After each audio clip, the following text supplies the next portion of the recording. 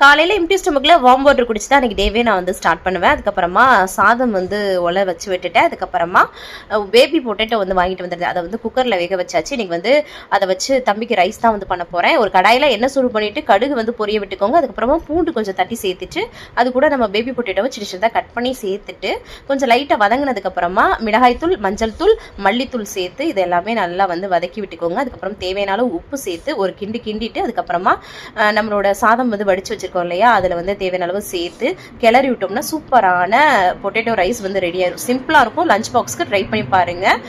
தம்பிக்கு வந்து லஞ்ச் பாக்ஸ்க்கு காரசேவை வச்சு இதை வச்சு பேக் பண்ணி கொடுத்துட்டேன். ஃபுல்லாக காலி பண்ணிட்டு வந்திருந்தான். அதுக்கப்புறமா மிச்சம் அவிச்ச கிழங்கு எல்லாமே மசாலா கிழங்கு மாதிரி பண்ணிட்டு காலைல பிரேக்ஃபாஸ்ட்டுக்கு பிரெட்டும் காஃபியும் வச்சு கொடுத்தாச்சு. ஹஸ்பண்ட்க்கு வந்து பார்த்தீங்கன்னா உருளைக்கிழங்கோட தயிர் சாதம் வச்சு பேக் பண்ணி விட்டாச்சு. அட்சய திருதிக்கு தங்கம் வாங்குறத விட இதெல்லாம் பண்ணுங்கன்னு சொல்லிட்டு ஒரு vlog வந்து ஷேர் பண்ணியிருக்கேன். சேனலில் போய் செக் அவுட் பண்ணி பாருங்க. தேங்க்ஸ் ஃபார் வாட்சிங் ஃப்ரெண்ட்ஸ். பாய்.